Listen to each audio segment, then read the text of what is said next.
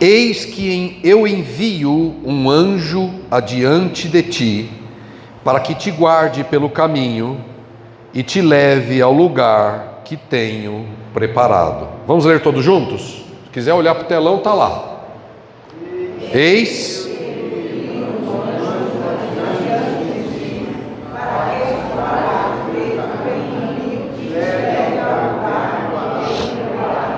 Amém. Pai, muito obrigado, Senhor, por Tua palavra. É nela que está o poder de transformação e mudança e avanço. É nela que está contida toda a Tua promessa ou todas as Tuas promessas para a nossa vida. É através dela que nós enxergamos o caminho a seguir. É através dela que temos conselho, ensino e segurança e direção. É ela que promete um destino de paz, próspero, abençoado.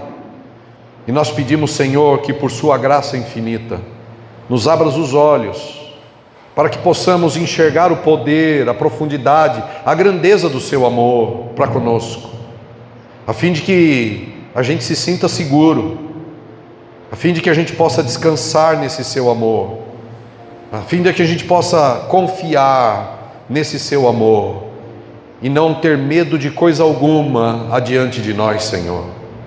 Faz isso e nos livra do mal. Em nome de Jesus, os que creem, digam amém. Amém. Vamos sentar e vamos ler o verso 20 em diante. Verso 20 de novo em diante, eu vou ler para vocês aqui, até o verso 33, onde nós vamos trabalhar com essa série. Eis que envio um anjo adiante de ti, para que te guarde pelo caminho, e te leve ao lugar, destino. Deus quer te levar ao lugar, é um destino. Deus tem um destino para o povo dele. Deus tinha um destino para o povo de Israel que saiu do Egito. Deus tem um destino para a sua vida. Deus tem um alvo para a sua vida, para a minha vida. E esse alvo começa numa liberdade, numa libertação, e tem uma jornada diante de você. É a jornada da sua vida. Ninguém pode viver a sua vida por você.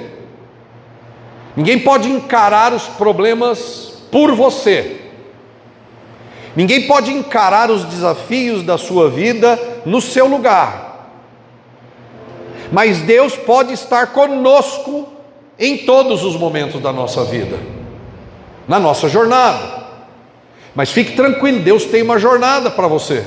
Deus tem um destino para você. Às vezes a gente fica com medo, com dúvidas, mas Deus tem um destino para nós, como povo dele, assim como tinha para o povo de Israel. Verso 21 diz: guarda-te diante dele e ouve a sua voz, e não te rebeles contra ele, porque não perdoará a vossa transgressão, pois nele está o meu nome. Mas se diligentemente lhe ouvires a voz e fizeres tudo o que eu disser, então serei inimigo dos teus inimigos e serei adversário dos teus adversários, porque o meu anjo irá diante de ti e te livrará, ou te levará aos amorreus, aos heteus, aos heveus, aos cananeus, aos jebuseus, e eu os destruirei. Não adorarás os deuses, nem lhe darás culto, nem farás conforme as suas obras. Antes os destruirás totalmente, e despedaçarás de todo as suas colunas. Servireis ao Senhor vosso Deus, e Ele abençoará o vosso pão, a vossa água, e tirará do vosso meio as enfermidades. Na tua terra não haverá mulher que aborte, nem mulher estéril. Completarei o número dos seus dias, enviarei o meu terror diante de ti, confundindo a todo o povo onde entrares. Farei que todos os teus inimigos te voltem as costas. Também enviarei vespas diante de ti, que lancem os heveus, os cananeus, os heteus de diante de ti. Não os lançarei diante de ti num só ano, para que a terra não se torne em desolação, e as feras dos campos se não multipliquem contra ti. Pouco a pouco os lançarei diante de ti, até que te multipliques e possuas a terra por herança. Poreis os teus termos desde o mar vermelho até o mar dos filisteus, desde o deserto até o Eufrates, porque darei às tuas mãos os moradores da terra, para que os lances diante de ti. Não farás aliança nenhuma com eles, nem com seus deuses. Não farás aliança nenhuma com eles, nem com seus deuses. Eles não habitarão na tua terra, para que te não façam pecar contra mim, servindo aos deuses deles. Isso te será cilada, armadilha. Amém. Obrigado, Pai, porque o Senhor está aqui. Amém. Não se preocupe muito com a história em si nesse momento. Eu sei que tem nomes difíceis aqui nesse texto da Bíblia: heteus, heveus, jebuseus. Não é para você pôr nome no seu neto, estimular a sua filha a pôr nome de... que nome você põe no filho? Põe Jebuseu. Mas por quê? Porque está na Bíblia. Heveu, Jebuseu, fariseu. Cuidado, nem tudo que está na Bíblia deve ser dado pronome do seu filho, da sua filha, do seu neto. Então não se preocupe muito com esses nomes da história do povo de Israel. Se preocupe em focar nos princípios. E antes que você fique perdendo tempo e energia tentando entender o que aconteceu com a mão do pastor Douglas, ao invés de focar na palavra de Deus, e ao invés de ficar perguntando para a pessoa do lado: o que será que aconteceu na mão dele? Você viu que está enfaixada? Não vi. Então vou logo dizendo que eu furei no espeto que eu ia fazer churrasco, e tomei uns pontos aqui. Já está indo bem melhor, graças a Deus. Minha enfermeira Cecília tem feito curativos maravilhosos aqui, tem curado mais rápido. Que a primeira pessoa que pôs a mão aqui foi a minha filha, estudante de medicina, terceiro ano de medicina. Fez uns pontos falsos. Eu não gosto dessa coisa falsa, mas ela fez uns pontos aqui que ficou maravilhoso. E minha queridíssima Cecília está cuidando de mim. Também agora não fique perguntando para você se eu sou bom ou péssimo churrasqueiro, porque eu espetei minha própria mão. Foca na palavra de Deus. Pronto, está explicado. Está enfaixado porque eu furei a mão no espeto. Beleza, irmãos? Saiu porque o meu cunhado fez. Não saiu assim exatamente como deveria ter saído, vamos dizer assim, né? Quase botou fogo na casa, levantou fogo lá. Enfim, mas todo mundo almoçou naquele dia, né, Cecília? Que é? Você não comeu? Você não comeu, né? Teve preço de sangue esse churrasco lá. Um churrasco com preço de sangue, o meu irmão, que batizou o ano passado, olhou e falou assim: o que você queria? Ter a mesma sensação de Jesus, furando a mão? Coitado de mim, não chego nem perto do sacrifício de Cristo, da tortura e do sofrimento do meu Senhor. Posto isso e explicado tudo isso, curiosidades resolvidas, vamos à palavra, irmão? Sim ou não? Sim. Muito bem. Imagine que você está numa floresta densa, fechada, sem saber para onde ir, perdido no meio da floresta. Eu nunca me perdi em floresta, já me perdi em outros lugares. já em cidades, mas na floresta eu nunca me perdi. Alguém aqui já teve experiência de se perder na floresta, no meio do mato? O que você estava fazendo no meio do mato, Joana? Na cidade. Na cidade. Alguém se perdeu no meio de uma floresta? Já não? Não, graças a Deus. Mas eu já me perdi em outros lugares. Não é uma sensação boa a sensação de estar perdido. Os homens sofrem mais que as mulheres quando estão perdidos, quer na cidade ou em qualquer outro lugar. Não adianta franzir os olhos. Ô Joana, eu te explico. Os homens, é pior para o homem estar perdido. Sabe por quê? Porque o homem não pergunta para ninguém. As mulheres, elas saem mais rápido das enrascadas. Por quê? Porque elas não têm problema de perguntar, como é que eu vou daqui para lá? Elas perguntam. E as esposas sofrem na mão dos homens quando se perdem no carro, e aí a mulher fala assim, para aí no posto e pergunta. Não, eu vou me virar. E vai, e dá rota, e volta, e volta, e volta, e volta.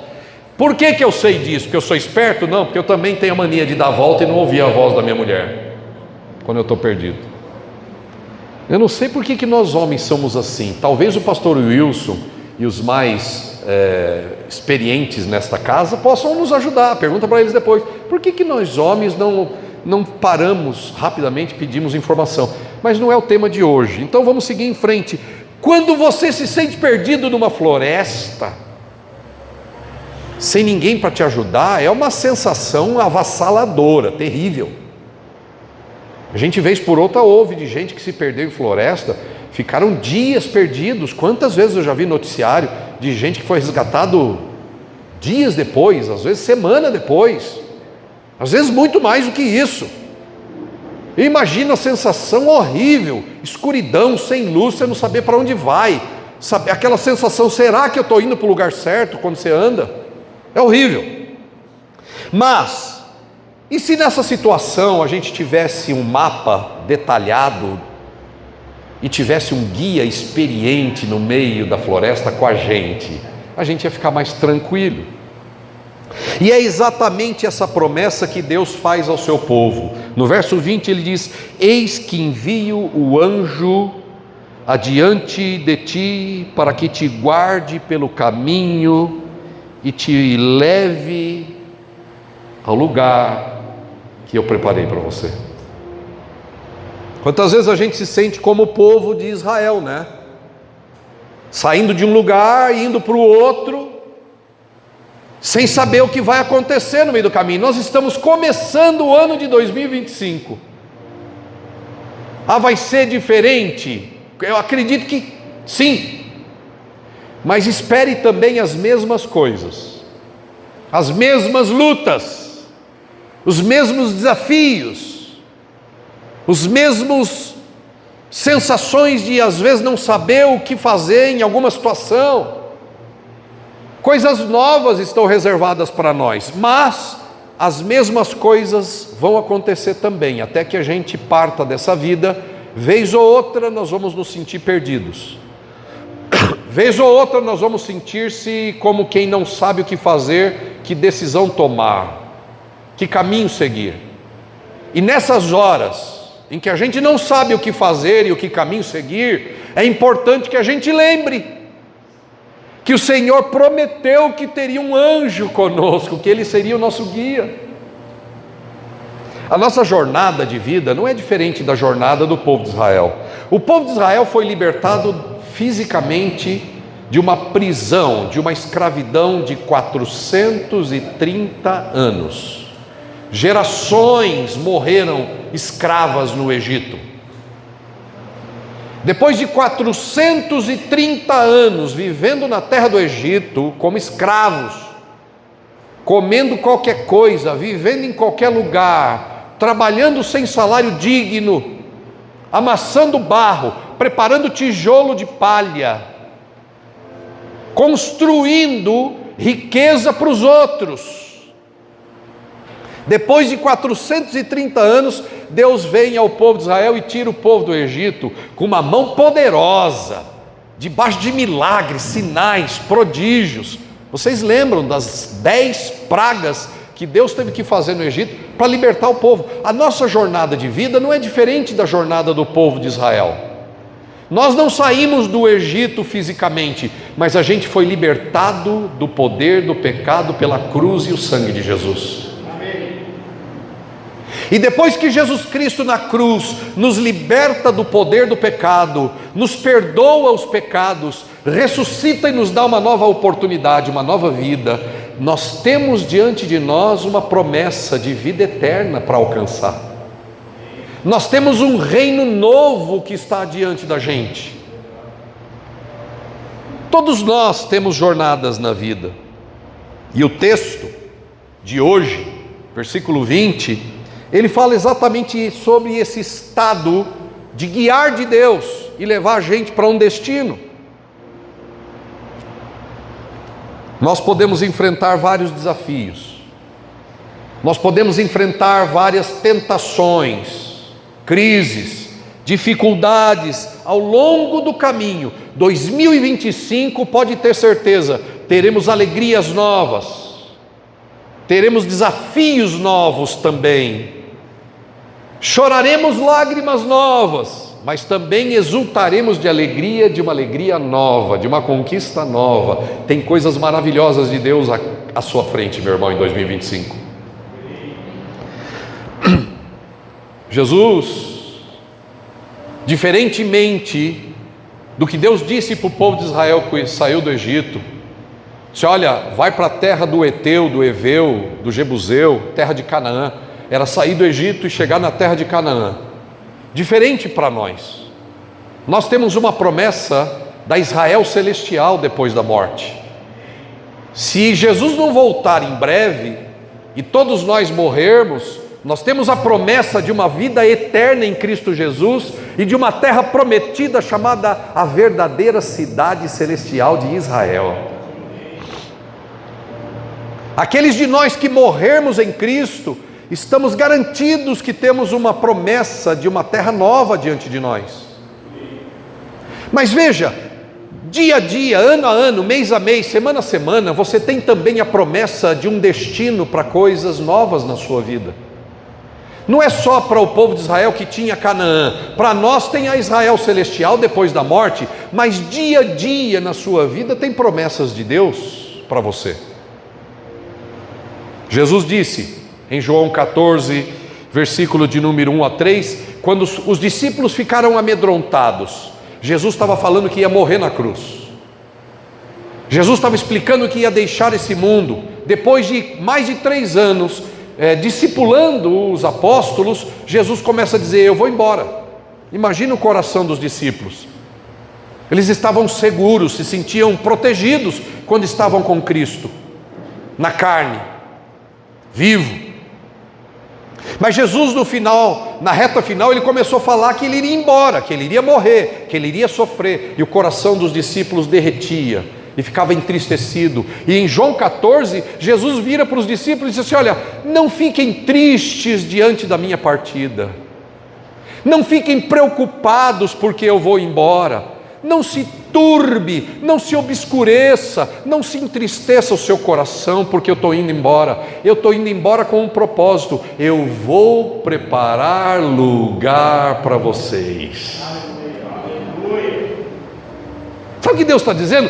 Eu vou preparar um destino para vocês.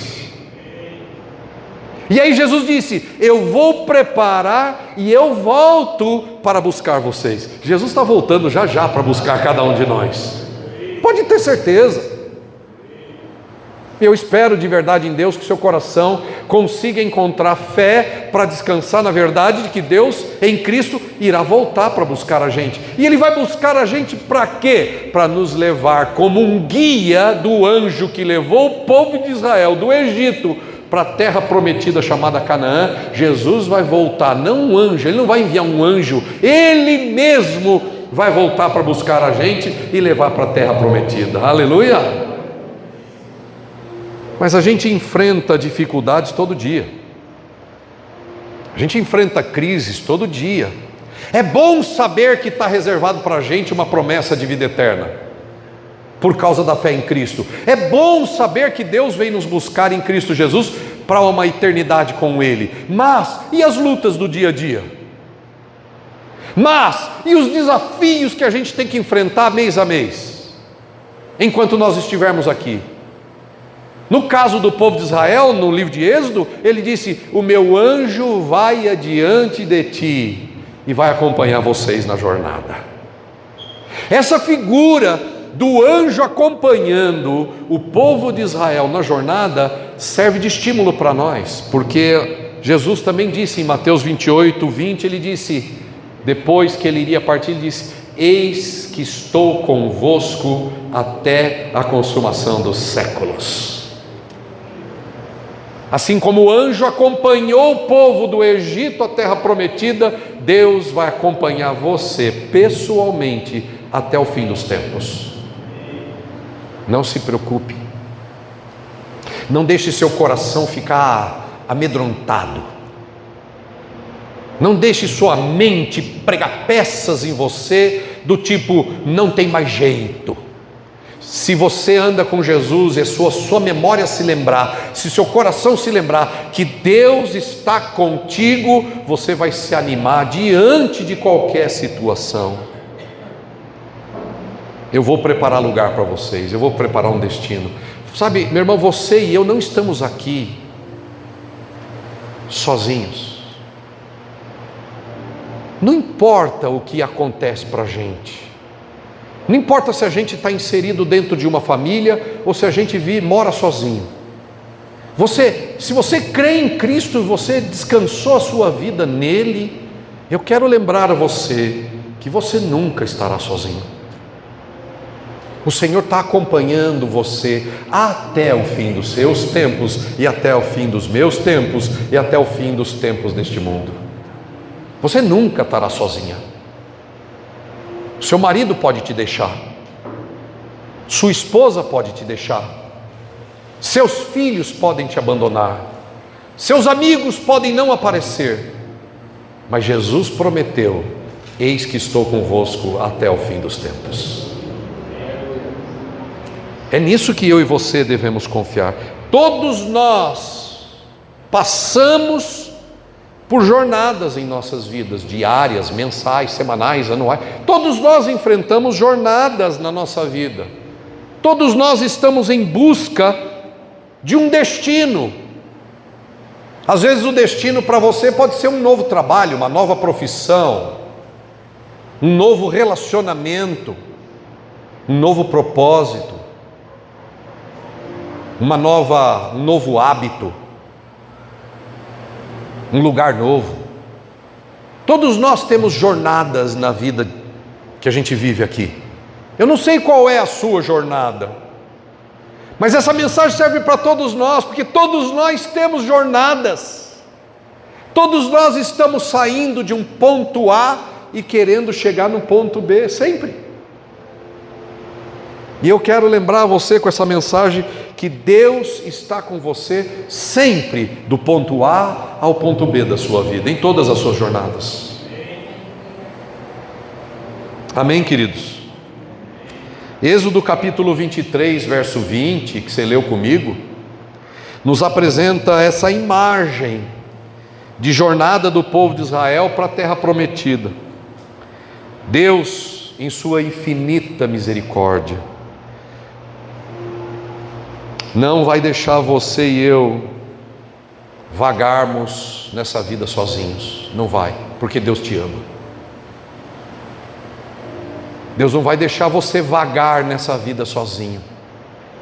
Deus não vai deixar nenhum de nós aqui vagarmos como se tivéssemos como alguém perdido numa floresta. Não, Ele prometeu enviar o seu anjo, Ele prometeu estar conosco e Ele vai estar com você. É verdade que a gente às vezes não sente,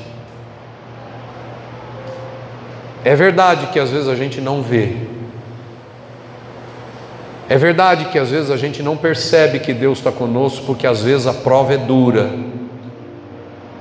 é verdade que as lutas às vezes são difíceis, mas eu quero lembrar você que a vida com Jesus Cristo não é uma vida de percepção e de sensações e de saber intelectualmente.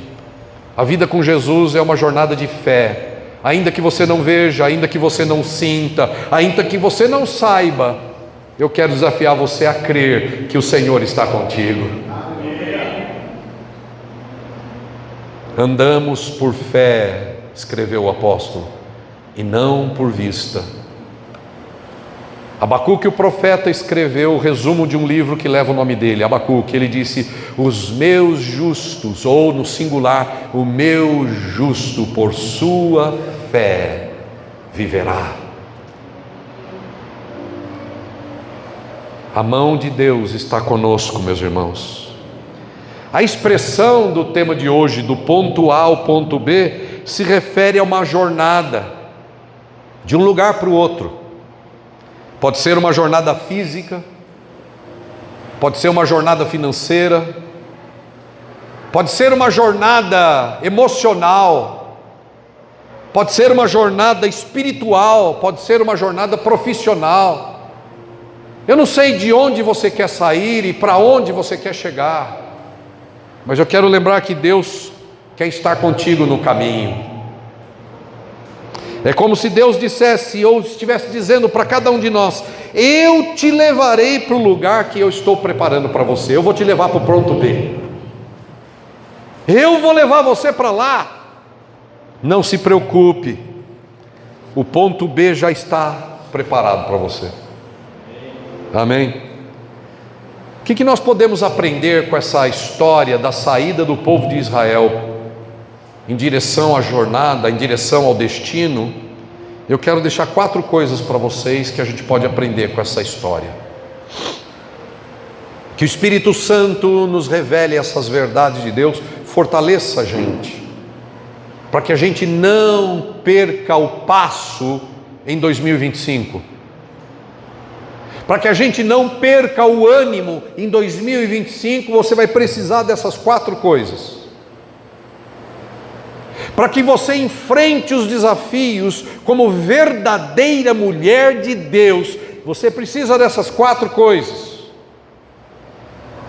Para você e eu fazermos do ano de 2025 um ano de verdade, recheado de coisas boas e novas, você vai precisar dessas 4 coisas. Não dá para percorrer 2025 fazendo o que a gente fez em 2024 e esperar que as coisas mudem em 2025. É necessário usar ferramentas da palavra, é necessário usar ferramentas do Espírito Santo, é necessário viver em comunhão com os irmãos, de maneira fiel. E você vai precisar dessas 4 coisas. Porque eu quero lembrar a você que o destino que Deus tem para mim, o destino que Deus tem para você, o destino que Deus tem para nós, é um lugar maravilhoso e que está à sua frente. Se você olhar quando Deus começa a chamar Moisés para libertar o povo, Deus diz para Moisés: eu vi a aflição do meu povo e eu desci. Olha que coisa interessante, toda vez que Deus quer fazer alguma coisa por alguém, toda vez que Deus quer fazer alguma coisa por um grupo de pessoas, todas as vezes, e quando eu digo todas, eu quero dizer todas mesmo, todas as vezes que Deus quer fazer coisas maravilhosas na vida da gente, Ele vê aquilo que a gente está passando e Ele diz: eu vou descer para livrar, mas o descer dele é através de outras pessoas. Ele diz para Moisés: eu vi a aflição do meu povo e eu desci para libertá-los, e eu vou fazer isso através de você, Moisés. Olha como os seres humanos são importantes, olha como você é importante, olha como os homens convertidos a Jesus são importantes. Gente do povo de Deus sempre será usado para levar os outros do ponto A ao ponto B. Se você rejeitar o relacionamento, você está rejeitando o seu destino.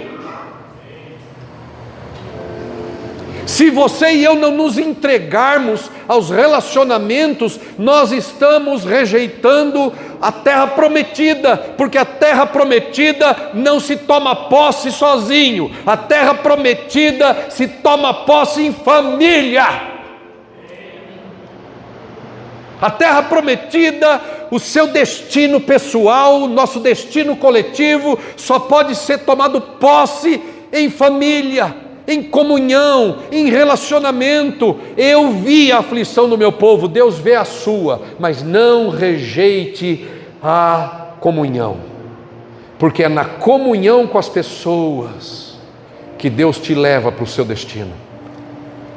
Quem insiste em viver sozinho, insiste em ficar dando voltas no deserto e nunca chegar ao seu destino. Quer um novo destino em 2025? Lembre-se que Deus vai te levar para lá através da comunhão. Deus disse para Moisés: eu desci para livrá-los, e agora eu quero mostrar como é que é a terra prometida. Então Deus disse para Moisés: eu vou tirar vocês aqui do Egito e eu vou levar vocês para a terra que mana leite e mel, terra boa e terra ampla. 4 coisas, 4 características da terra prometida para você, para nós. Diga: terra ampla, boa, que mana, que verte, que aflora, leite e mel. Leite e mel é símbolo de prosperidade. A terra que Deus vai levar você, se você deixar, se você permitir Deus guiar você, Ele vai levar você para uma terra que verte prosperidade. Se você e eu deixarmos Deus guiar a nós no ano de 2025, diferente do que foi em 2024, Ele vai levar você para uma terra ampla. Você vai parar de se sentir apertado. Já teve aquela sensação de sempre estar apertado? Sempre está, parece que você não pode se soltar. A vida financeira é apertada, os relacionamentos são sempre preocupantes, as coisas são sempre difíceis. Deus está dizendo: se você me permitir, eu vou guiar você, vou levar você para um destino de uma terra que é ampla. Você vai respirar. Você vai respirar. Você não vai se sentir apertado, você vai se sentir livre. Uma terra boa que mana leite e mel. Mas você vai precisar de 4 coisas. Primeira coisa que você vai precisar deixar que Deus seja o seu guia. Se você quer viver esse destino que Deus tem para você, você precisa deixar que Deus seja o seu guia. Assim como o anjo guiou os israelitas, Deus está sempre conosco, Deus está sempre com você, nos mostrando o caminho a seguir. Outro dia eu recebi ligação de um irmão que mora muito distante, e ele precisava de ajuda com a filha. Eu batizei a filha dele, mas a filha está se sentindo perdida. Eu falei com ela através de áudios. Eles moram fora do Brasil. E eu perguntei: o que está acontecendo? Ele falou: Senhor, eu não ouço a voz de Deus, eu não vejo Deus, eu me sinto perdida, desesperançosa, eu não consigo ouvir. E é claro que gente sozinha nunca vai perceber a mão de Deus.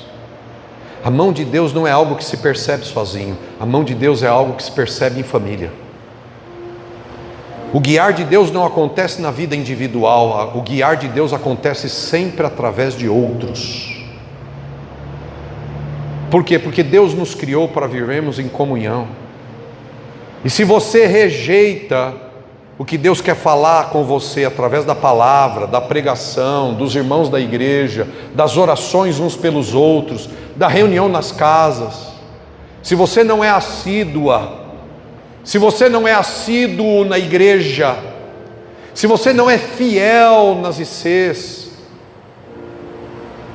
se você não é fiel na leitura bíblica, se você não é fiel nas suas orações, você está rejeitando uma palavra chamada comunhão, relacionamento, e aí Deus não consegue guiar você. E quando eu rejeito essas coisas, a oração, a palavra, a comunhão e etc., como é que fica, a gente vai ficando magro por dentro, vai ficando raquítico por dentro, a gente não consegue ver Deus em nada. Quanto mais distante de Deus e dos ambientes de Deus, escuta o que eu estou dizendo, quanto mais distante de Deus e dos ambientes de Deus, diga, ambientes de Deus. Existe isso, pastor Douglas? Ambientes de Deus? Você está num desses ambientes exatamente agora. Quando nós rejeitamos os ambientes de Deus, a gente está rejeitando Deus. E como é que Ele vai poder te guiar se você não persevera nos ambientes de Deus? Tem muita gente que diz assim: não, a minha fé eu vivo sozinho.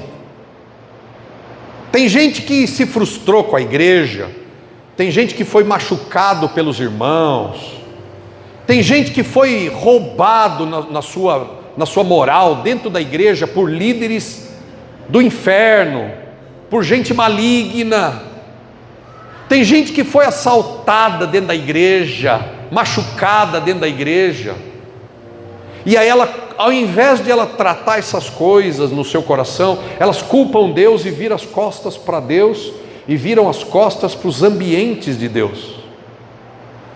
E aí elas ficam sozinhas e começam a ficar raquíticas e Deus não consegue guiá-las. Não porque Deus as abandona, porque Deus nunca nos abandona. Mas é que a gente não sente, não percebe e não vê a mão invisível de Deus guiando a gente, porque a gente está mergulhado na mágoa. Porque muitas pessoas estão mergulhadas no rancor, na raiva, na sensação de injustiça, no medo do futuro. Tem muita gente botando aquele adesivo no carro: quanto mais eu conheço as pessoas, mais eu gosto do meu cachorro.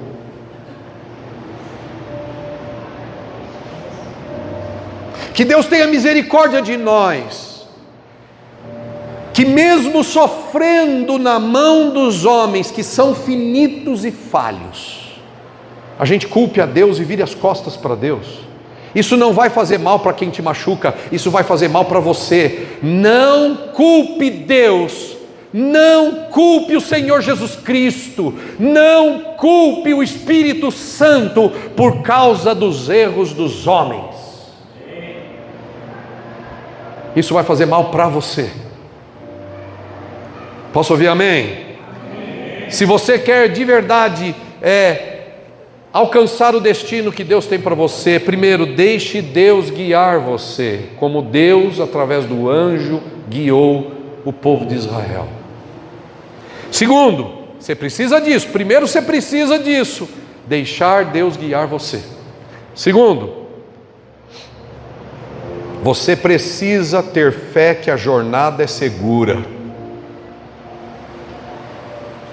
Tenha fé, a jornada é segura. Tenha fé, enquanto você estiver andando aqui nessa vida e sendo fiel a Deus, a sua jornada é segura. E não é segura porque você é boa ou bom, é segura porque Ele está com você. Tenha fé, mesmo que enfrentemos desafios, obstáculos, mesmo que possamos ter às vezes incertezas, tenha fé. Eu não estou dizendo para você ter certeza, estou dizendo para você ter fé. A fé, meu irmão,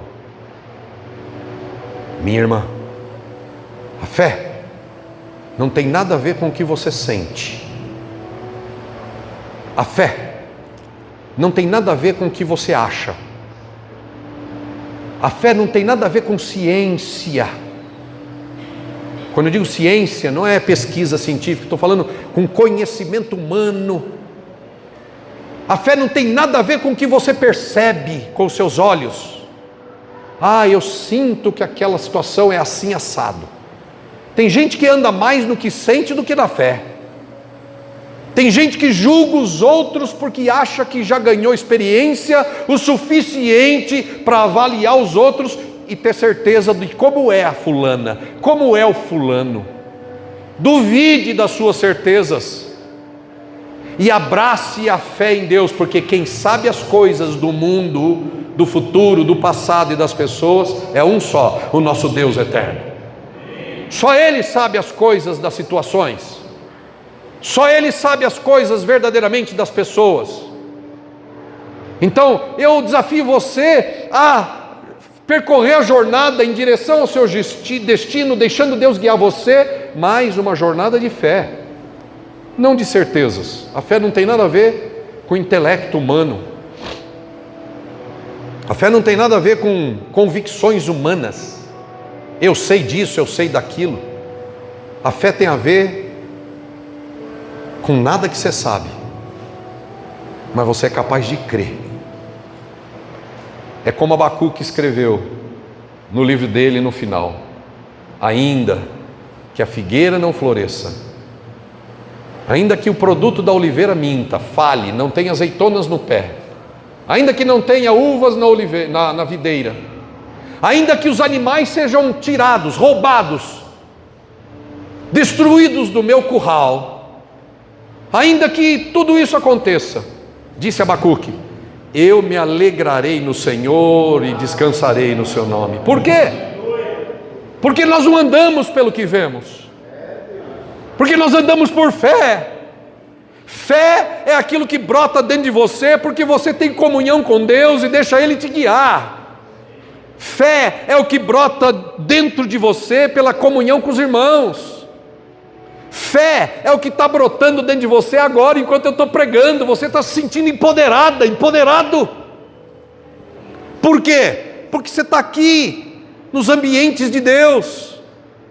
As reuniões nos lares são ambientes de Deus. Os cultos são ambientes de Deus. O momento que você tem de palavra são ambientes de Deus. E quando você vai nesses ambientes de Deus, a fé vai crescendo dentro de você. E você anda porque crê e não porque vê. Terceiro, você vai precisar de crer que Deus tem um plano para você. Ainda que você não veja como essas coisas vão acontecer na sua vida, Deus te chama a confiar de que Ele tem um plano. Deus tem um plano para tudo, para todas as situações, para todas as pessoas. Deus tem um plano para você, minha irmã, nessa manhã. Deus tem um plano para você, Deus tem um plano para nós. E plano é maravilhoso, porque quando o inimigo começa a ver o plano de Deus na nossa vida, ele também traça planos. Mas a Bíblia diz, é uma das pregações que eu vou fazer aqui nessa série, a Bíblia diz que Deus será inimigos dos nossos inimigos. Confiar no plano de Deus é tão bom, que eu não preciso nem me preocupar com os meus inimigos, que estão planejando contra mim o mal. Por quê? Porque eu não preciso ter estratégias, eu só preciso descansar no amor de Deus. E quando eu descanso no amor de Deus, o Deus Criador dos céus e da terra vai se virar contra os meus inimigos. Você imaginou? Quem é que vai vencer essa luta entre Deus e os meus inimigos? Quem vai vencer, gente? Quem vai vencer a luta dos seus problemas e Deus? Como alguém disse certa vez, eu e Deus somos a maioria. Diga, eu e Deus somos a maioria.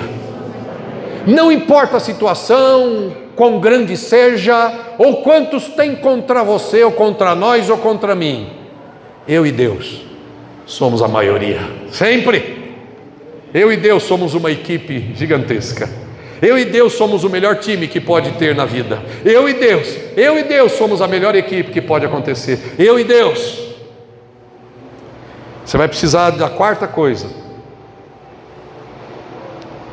Você vai precisar de um espírito obediente.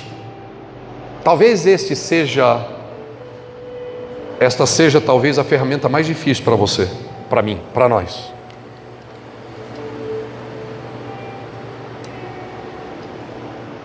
Talvez essa seja realmente eu não sei o que está acontecendo, mas vai. Não, a bateria tá linda.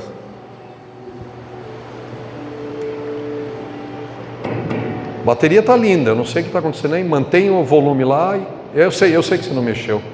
Agora eu estou falando com a minha equipe lá, o pessoal do YouTube aqui. Vamos seguir, em paz. Me dá o outro microfone ligado. Eu não sei onde está o outro. Me dá o outro microfone, por favor. Que eu preciso que as pessoas ouçam isso. Está vendo que coisa, né? Não está aqui em lugar nenhum. Criou um horror. Pode ficar tranquilo. Olha lá, está lá na mão do Ian lá. Ele estava escondendo, ele queria pegar uma peça na gente. Obrigado. Só um segundo para a gente trocar o microfone e a gente sai. Calma em tudo. Quando acontece coisas inusitadas, o que você faz? Mantenha calma. Não se alvoroce. E se não tiver microfone? Vai no peito.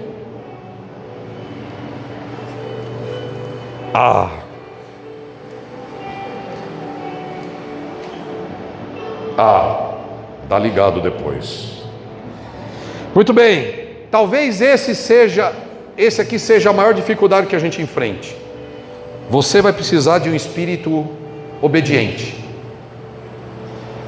Sem obediência a Deus, não espere que seu ano seja de destino da sua vida. Não tem como andar com Deus e não obedecer Deus. Não tem como andar com Jesus e não obedecer Jesus. Não tem como andar com a Bíblia e não obedecer o que ela diz. Eu fico muito preocupado e muito triste com igrejas que só pregam perdão. Deus te ama e Deus te perdoa. Eu fico muito triste, muito preocupado com gente no YouTube que só prega coisa boa para as pessoas.